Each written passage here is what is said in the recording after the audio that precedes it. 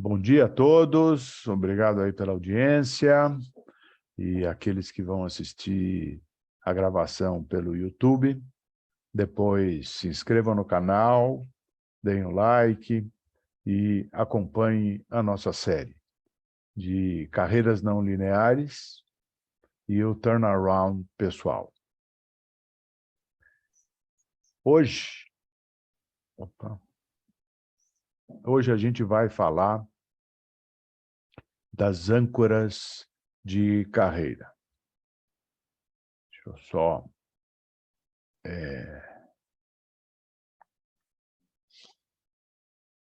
colocar aqui a minha tela e compartilhá-las com vocês.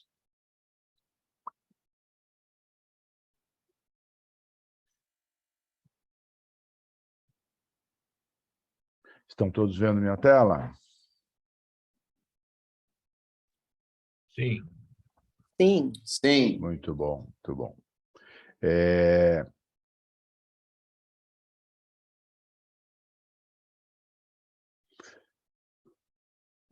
Então, seguindo a trilha do autoconhecimento, a ferramenta desenvolvida pelo Edgar Schein, do MIT, ele serve para que o próprio profissional identifique com mais acuracidade quais são os seus valores que o motivam para o trabalho, que lhe dão satisfação e que retornos ou reconhecimentos esperar das suas atividades profissionais.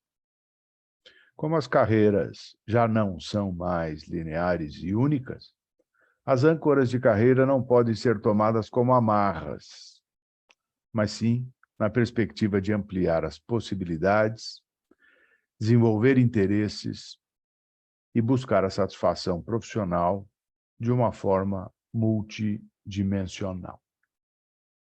E o que são essas âncoras de carreira?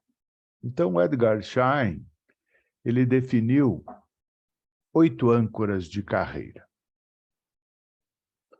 A técnico-funcional, que é a do especialista, que ele domina o assunto, e ele se preocupa com a qualidade do seu trabalho e o conhecimento técnico que exige para executá-lo.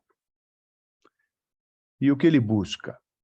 Ele busca desenvolvimento, reconhecimento, crescer na carreira em função da sua habilidade ou do seu conhecimento técnico.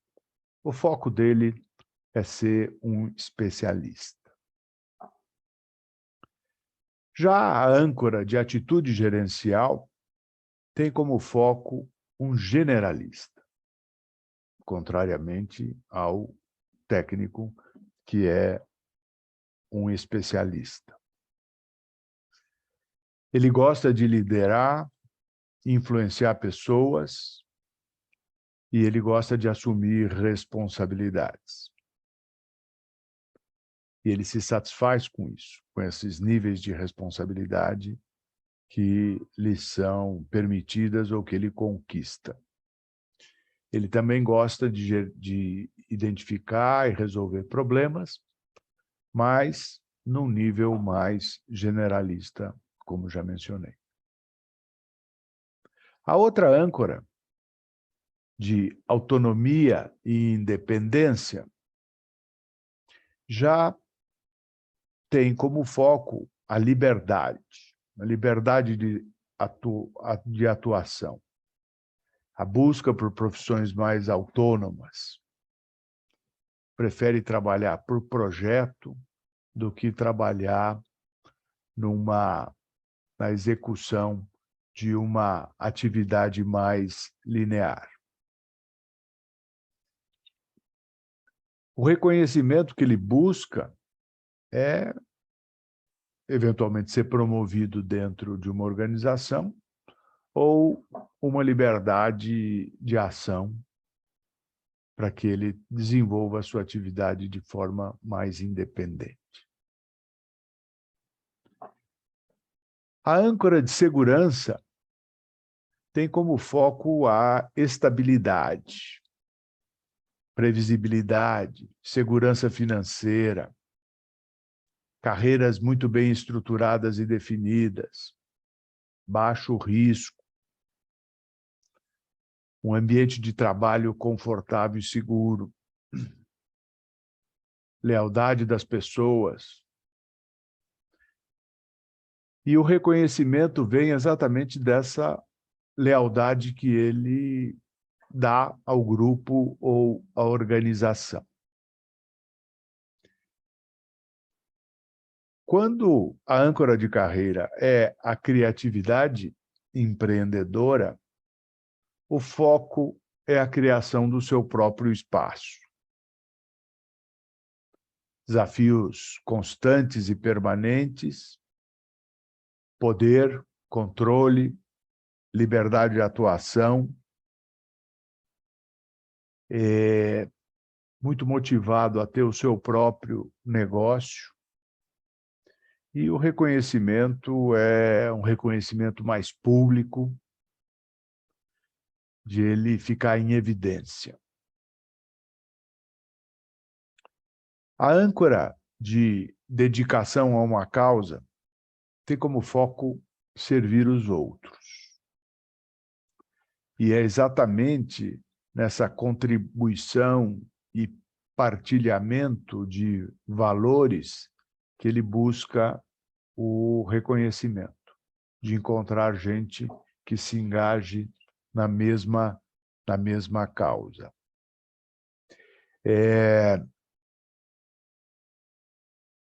O puro desafio tem como foco superar os limites. Obstáculos, metas, não são um problema. Muito pelo contrário. É o que dá a ele a motivação de autossuperação. Então, muitas vezes, os atletas, né, o exemplo dos atletas mostra isso, né, que corre mais risco, que busca o limite e está sempre se desafiando. E quem tem essa âncora de carreira, o seu reconhecimento, a busca do reconhecimento, é pela solução de problemas difíceis. Já o estilo de vida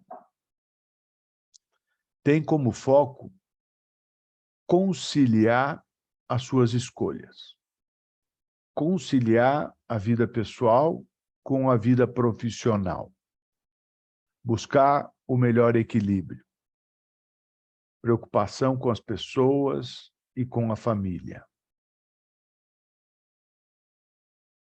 E o reconhecimento que ele busca, que ele espera, é que a organização ou o ambiente de trabalho entenda essa demanda dele, essa necessidade dele, desse equilíbrio, e o recompense por isso aí com benefícios, com flexibilidade de horário, né? Que é o que ele busca. Agora, a palavra âncora, né, é uma palavra mais antiga que talvez não reflita necessariamente aquilo que o Schein queria provocar nas pessoas. Então, o entendimento de cada uma dessas âncoras é que vai permitir que você encontre um equilíbrio como profissional, porque todo mundo tem um pouco de cada âncora, não tem uma âncora só.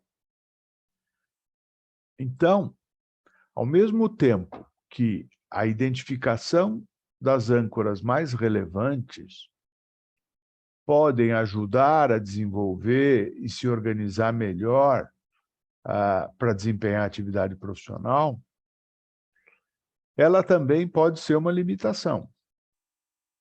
Por quê? Porque, eventualmente, o ambiente né, do mercado, o mercado não oferece uma condição tão favorável para aquele seu estilo, para aquilo que você busca, para o seu foco ou para o reconhecimento que você está buscando. E quando você vai definir aquilo que você quer, que é o que está acontecendo hoje com as carreiras, mesmo dentro das organizações, onde o protagonismo muda da oferta da empresa para o profissional que busca se desenvolver, que busca um determinado reconhecimento, essa busca tem que ser também guiada por essas âncoras de carreira. Porém, pode ser que uma âncora mais relevante para o profissional não seja aquilo que o mercado está oferecendo. Então, o conhecimento disso, o autoconhecimento, pode ajudá-lo a diminuir ou equilibrar melhor essas âncoras para aquilo que o mercado pode oferecer. Então, a gente vê muita gente que está no dilema profissional, precisa fazer o turnaround, mas ele busca a segurança que talvez seja a maior âncora dele, e uma âncora muito forte. E essa segurança precisa ser relativizada. Assim como, eventualmente, o estilo de vida também precisa ser relativizado num determinado ambiente. Por exemplo, se você está montando um negócio novo de alta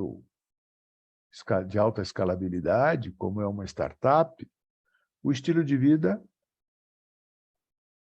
bate um pouco, porque exige, né, um novo empreendimento exige muita dedicação, exige abrir mão de uma série de benefícios que talvez a gente esteja buscando, mas que a empresa, o novo negócio, ainda não é capaz de dar.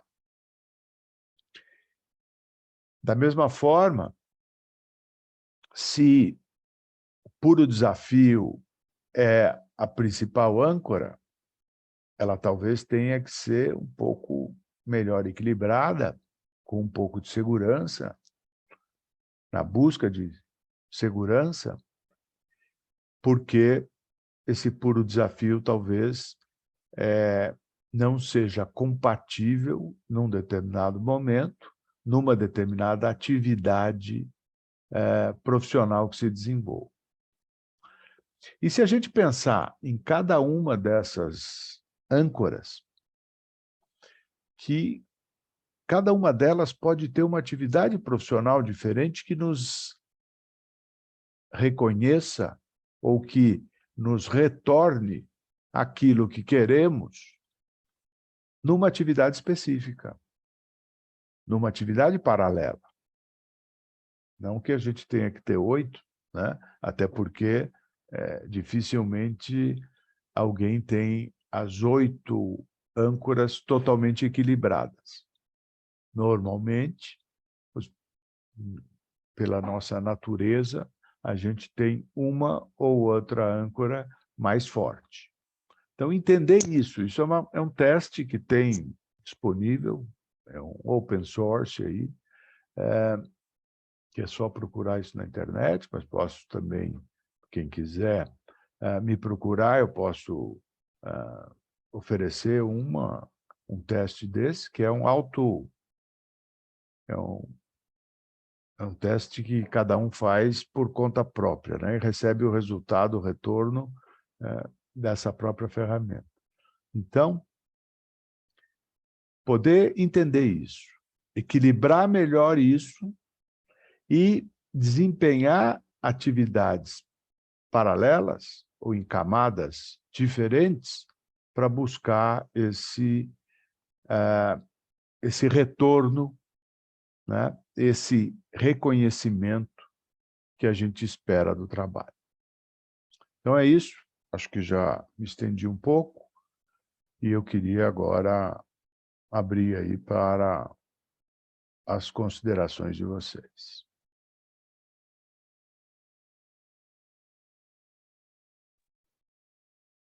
Eu acho que a palavra âncora eu também não concordo muito com ela. Eu acho que são valores pessoais, né? Eu acho que hoje a gente tem que rever alguns valores, né? Essa questão da segurança cada vez mais se mostra, de certa forma, inviável diante de tudo que a gente vê aí, que muda toda hora. Se a pessoa ficar muito focada na parte de segurança, ela não evolui, ela vai ficar presa num ambiente que provavelmente também não evoluiu, ela não cresce em termos de conhecimento, e em um determinado momento dela, ela vai ficar obsoleta para o mercado de trabalho. Então, tem que ter uma dose de risco, e eu acho que o perfil generalista está se tornando o perfil mais mandatório para esse momento, né? Porque o generalista tem a capacidade de adaptação e o especialista precisa ganhar um... Tanto que hoje se fala em conhecimento em T, né? Que você tem uma base de formação, mas também tem a horizontalidade do conhecimento. Então, acho que essas são as minhas considerações. Eu acho que se o pessoal mandar no comentário aí do nosso vídeo do YouTube, solicitando aí o teste que você falou, Fernando, acho que fica interessante. Aí a gente coloca lá no YouTube. É isso mesmo, vamos fazer isso. Ótimo. E, Fernando, essa questão do teste que você acabou de comentar aí, você, não sei se você vai lembrar, com certeza vai, você fez aquele UPI, né? Que era, você fez isso comigo, sei lá, mais de 30 anos atrás, provavelmente. Esse teste tem alguma similaridade com aquele? Não. O PI, o Predictive Index, ou outras ferramentas similares, elas medem o comportamento da pessoa, né? Claro que esse comportamento tem como origem essas motivações, né? Evidentemente.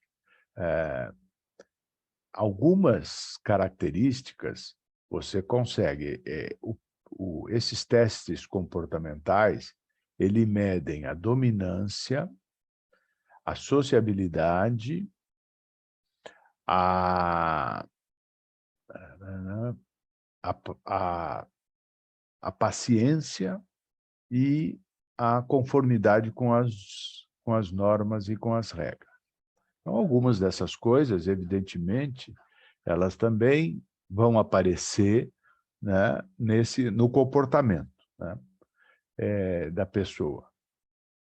Mas é diferente, porque aqui nós estamos buscando, como já falou o Guilherme, os valores, né, mais do que o comportamento. Claro que os valores, eles modelam o comportamento, né? Mas lá você está olhando 4 dimensões. Aqui você está olhando 8 dimensões, né? Então, nesses testes comportamentais, depois você tem os cruzamentos, né, dessas possibilidades de variação, dessas 4 características do comportamento, ou reflexos de comportamento, e aqui a gente olha um pouco mais abrangente, e do ponto de vista de variáveis, mas, ao mesmo tempo, ela é só focada no trabalho, né? As outras ferramentas de comportamento, elas são... elas refletem aquilo que como você se comporta na vida, não apenas na profissão, entendeu? Então, é uma avaliação mais 360, né? Eu não sei se é mais 360, porque na outra é mais ampla no sentido de ambientes. Aqui nós estamos falando de ambiente profissional, né? Como que você trabalha ou aquilo que você busca no trabalho, né? E aquilo que você gostaria de encontrar no trabalho, né? E qual é o engajamento que que você tem no trabalho baseado nessas âncoras, em cada uma dessas características, dessas variáveis aqui, né? Então, e algumas são conflitantes, evidentemente, né? Puro desafio e segurança são antagônicos, né? A própria atitude gerencial e o técnico funcional, eles também, quem sabe seja, isso aqui é a carreira Y aqui, né? Você vai ser um técnico e vai desenvolver essa habilidade, vai subir na organização como um especialista, ou se você vai subir na organização como um gestor, né? Mais generalista, né? Então, tem algumas coisas que são conflitantes, né? No sentido de que você não consegue ter as duas coisas ao mesmo tempo. Porém, é possível que você vai equilibrar um pouco melhor isso. Porque o Guilherme falou que se busca hoje muito generalista, mas eu vejo, Guilherme, que muitos profissionais não se encaixam, não conseguem fazer o seu turnaround porque são generalistas demais. E o mercado também exige conhecimento específico, conhecimento técnico. Então, o generalista, o famoso executivo que subiu na organização, virou CEO, ele tem uma dificuldade muito grande de se recolocar, se não como CEO, né? Então, essa atitude gerencial que lhe serviu muito para se desenvolver e crescer rapidamente numa carreira executiva, acaba sendo um obstáculo quando ele busca o seu reposicionamento profissional.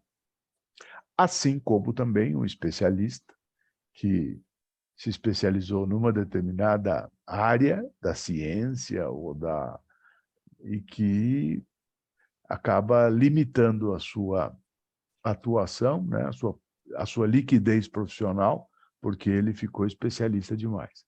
Então, em todos, né, nós vamos encontrar dificuldades, né, ou oportunidades de encarar novos desafios, né?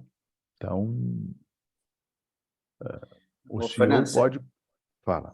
desculpa, você está dizendo então que assim, todos nós, né, quanto profissionais, dentro desse perfil que você acabou de falar, temos que buscar os dois, né? Ter que continuar com uma especialização, caso você seja um especialista e venha ganhar essa questão generalista, e o vice-versa, né? Eu não sei que caminho seria o menos complicado aí de se tomar, mas é um profissional, mais uma vez vou usar a expressão 360, né? Alguém que consiga Isso. se dar bem nos dois, né? Senão fica difícil o encaixe, é isso que você está falando. Exatamente, exatamente. Então, que isto não seja uma amarra, isto não seja uma âncora, mas que seja uma forma de você ver a profissão e a sua capacidade, né, e modular um pouco melhor, e ver aonde estão os pontos cegos aí da carreira, né? Porque se a gente busca apenas se satisfazer numa dessas âncoras, que seria a mais forte de cada um, a gente vai se limitar no mercado, como já falou o Guilherme, como a gente percebe que não tem tanto espaço para segurança hoje. Precisa correr risco, tá? Precisa, assim como o estilo de vida, ele tem algumas empresas que te fornecem isso. Mas se você vai para o seu próprio negócio, já fica mais difícil.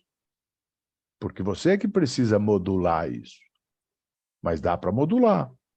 Dá para você buscar compensações aí e você buscar, talvez não um estilo, uma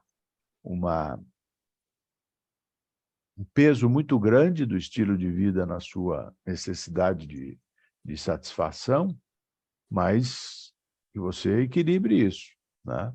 Com uma atitude, sendo mais técnico, né? Buscando mais independência, autonomia.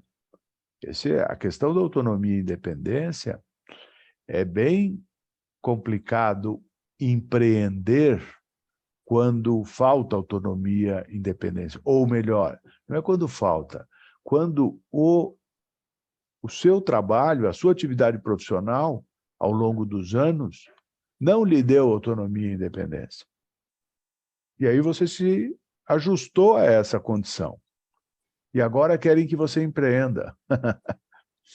Depois de... Então, é meio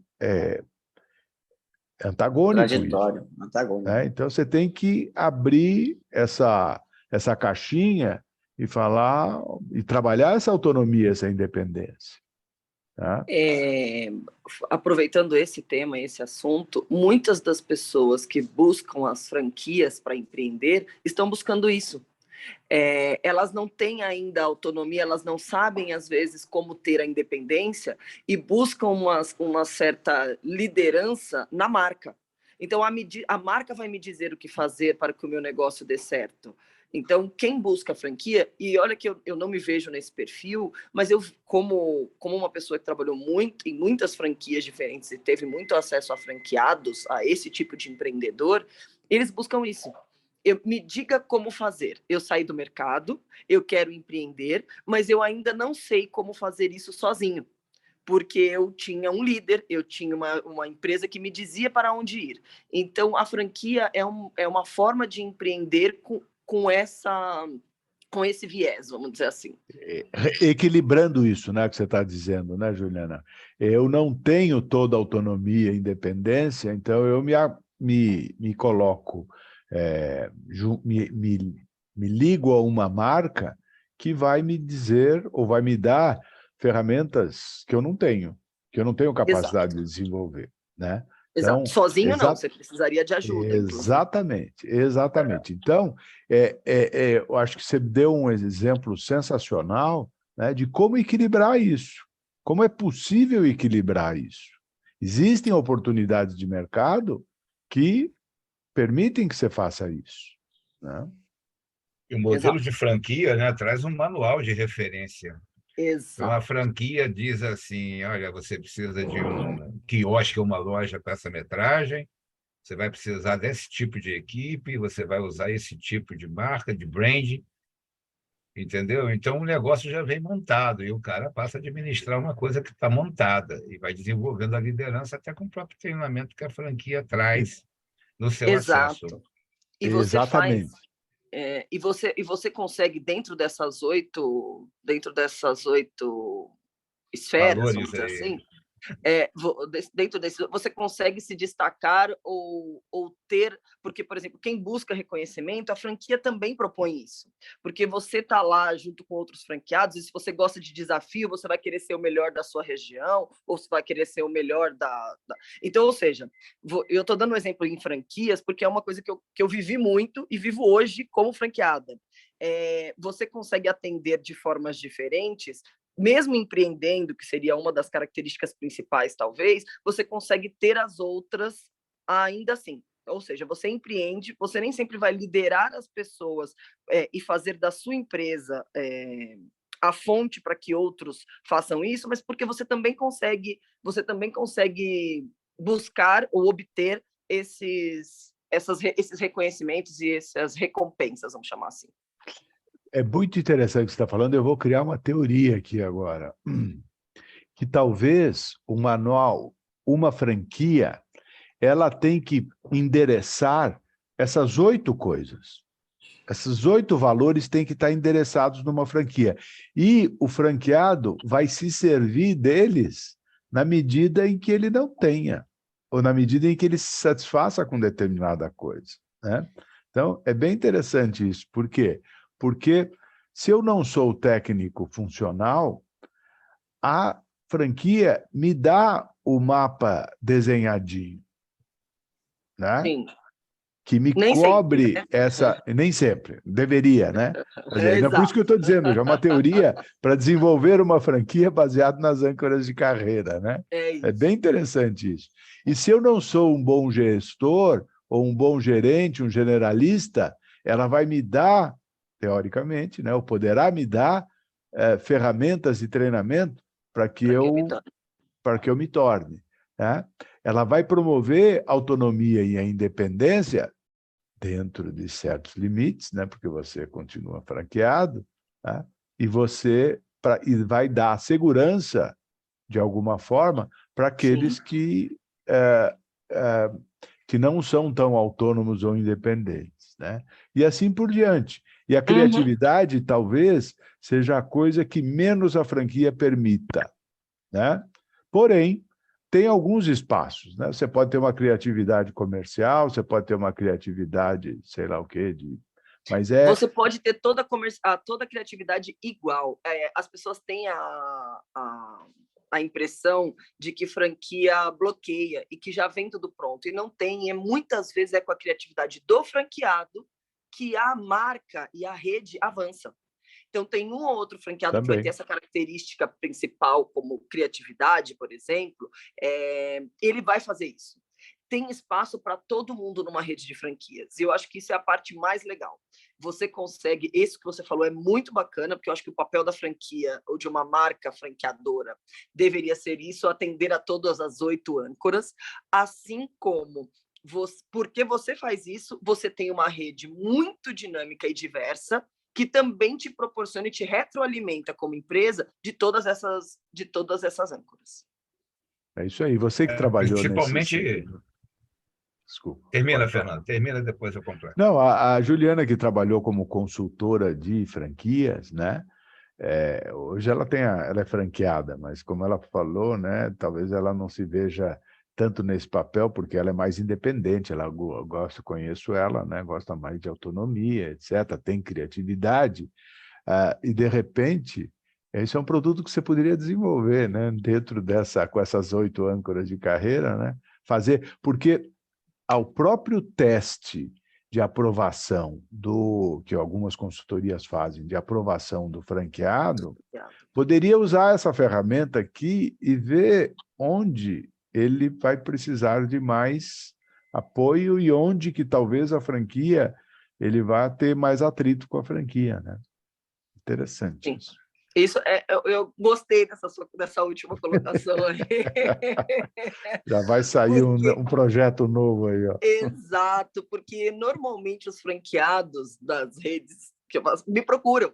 Deixa eu conversar, deixa eu saber de você, para onde é que eu estou indo, onde é que eu vou, ou muitas vezes, como eu tenho acesso aos outros franqueados, isso acaba acontecendo.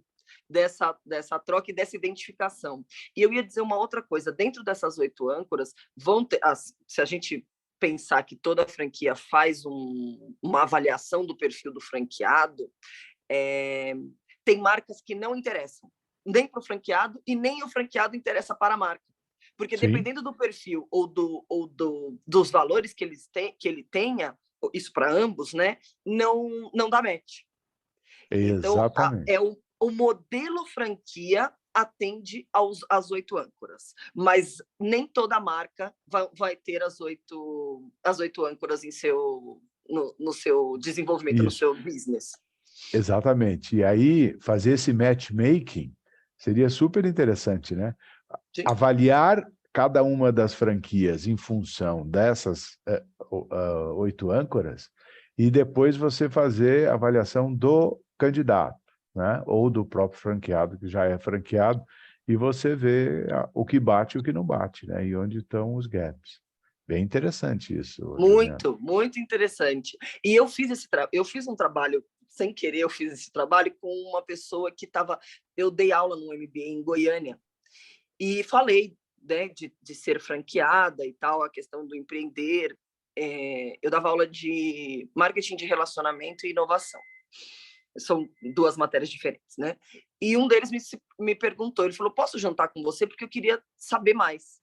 E aí eu falei para ele, quando ele me falou que estava interessado em investir em franquias, eu conversando um pouco com ele, eu falei assim, vamos na feira de franquias?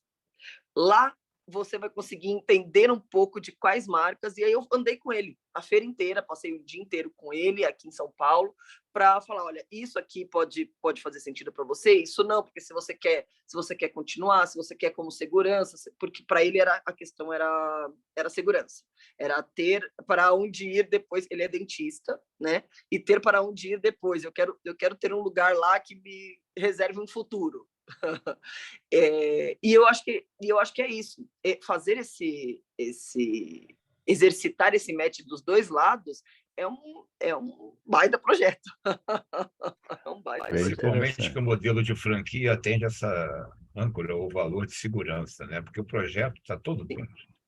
Ele já se provou bem sucedido. Agora a questão é desenvolver a parte gerencial e administrativa desse franqueado, né? Porque a parte da segurança, que é a parte que mais afeta aí quem tem uma carreira mais estruturada e depois vai sair dela e se ver no mundo, é justamente isso, né? O que ele vai fazer? Então, ele pega um projeto já consolidado, ajuda esse projeto a expandir, e uma coisa boa que a franquia tem aí, que você falou bem, que é a retroalimentação, é que ele sabe o perfil daquela região que ele está, e talvez a franquia nem soubesse. Então, algumas coisas que você descobre ali de gosto, de interesse daquele perfil, daquele público, daquele franqueado, vai realimentar a franquia para atender aquele lado que hoje ela não atende, entendeu? Então, realmente há uma possibilidade, desde que você apresente lá a franqueadora um projeto e mostre a ela que aquilo vale a pena entrar na linha, ela aceita. É só você argumentar de forma interessante e não ferir os valores da marca, né? Porque não dá para você colocar bebida alcoólica em marca que só vende soft drink, né? Até porque aí você mudaria a marca e mudaria os valores dela. Mas, tirando isso, você consegue implementar várias coisas, sim. E é um modelo de negócio para quem não está acostumado a empreender, aprende, e depois de um tempo ele até abre uma marca própria. Ele deixa até a franquia, ou mantém a franquia e abre uma marca própria, com muito mais background de administração e de entendimento de empreendedorismo que teria se ele fosse tentar direto, sem um lado educacional, né? Eu vou dizer, Guilherme, que é pouco provável. Um franqueado, quando ele vai empreender sozinho, ele tem muita dificuldade. Ele acha que ele está pronto, porque ele falou, agora que eu já sei tocar a minha, o bom franqueado, ele vai expandir dentro de outras franquias. Pelo menos o que eu conheço, raramente eu conheci franqueados que empreenderam em outras marcas e foram bem-sucedidos. Em outras marcas, quero dizer, tentou marca própria e foi bem-sucedido. Raramente. A maior parte dos bons franqueados e dos bons empresários que já foram franqueados, vamos dizer assim, ou eles voltam para o mercado, que eu já vi muito, testou, brincou de empreender e viu que não é para você e voltou para o mercado, ou mesmo com esse conhecimento foi trabalhar para franqueadoras, ou ainda ele expandiu e ele diversificou as marcas que ele tem, mas ele sempre trabalhou dentro do formato das regras. E trabalha dentro do formato franquia. Quem tentou, saiu e foi tentar fazer sozinho, descobriu que tem uma parte que ele não sabe, que ele achou que ele já conhecia, que ele já entendia tudo, mas no fundo ele não sabe. Ele nunca tinha empreendido do zero e a probabilidade é bem pequena de ser bem sucedido. Pelo menos nesses meus 20 anos aí eu posso dizer isso. Eu tenho alguns perfis que fugiram e se deram bem, principalmente no setor de restaurante. Mas, entendeu? Porque eu acho que a questão do restaurante também não fast food, né? Ele começou até com fast food, mas depois ele fez algo mais gourmet e se deu bem. Mas levou um tempo dentro da franquia, aprendeu bastante coisa, desenvolveu e principalmente ganhou um sócio e foi bastante estratégico nessa mudança para a aventura solo, entendeu? Então, entra aí também os relacionamentos que você forma durante o processo e os perfis complementares que vão lhe dar segurança para partir para uma ação solo, né? O processo é o mais importante. Na verdade, é o caminho, o que você consegue de aprendizado, não só em franquia, mas em qualquer carreira profissional, né? Como você trilha e quem você traz com você é que vai determinar quão longe você vai. Eu vejo dessa forma. Aí tá aí, é mais um assunto aí para a gente, né? Como a franquia pode ajudar o profissional experiente Exatamente, exatamente. a, Eu acho que a já fica, ó, empreender de forma mais segura, eu, mais fluida. E eu acho que até que a Juliana podia passar um pouco dessa experiência para a gente, apresentando isso, alguns conceitos, né? Podia vir aqui, ô, Juliana, e contribuir com a tua experiência, fazer uma apresentação de como é que é esse processo de franquia, como é que você ajuda alguém a selecionar a franquia e enriquecer esse nosso diálogo de terça-feira. muito Opa, vamos bem, lá. já fica lançado o desafio, e combinaremos aqui offline, Juliana, como é que isso pode se dar, que vai ser uma excelente contribuição. Eu queria agradecer a todos a participação e aqueles que assistirão pelo YouTube, por favor, se inscrevam no canal e deem o like aí para que a gente possa ganhar cada vez mais audiência, a sua audiência e a audiência daqueles que podem ser impactados pelo nosso trabalho. Muito E não obrigado. esqueçam de colocar lá nos comentários se querem fazer o teste que o Fernando comentou mais à frente aqui da nossa live. Muito bem, muito bem. Muito obrigado por lembrar disso, Guilherme. Até a próxima.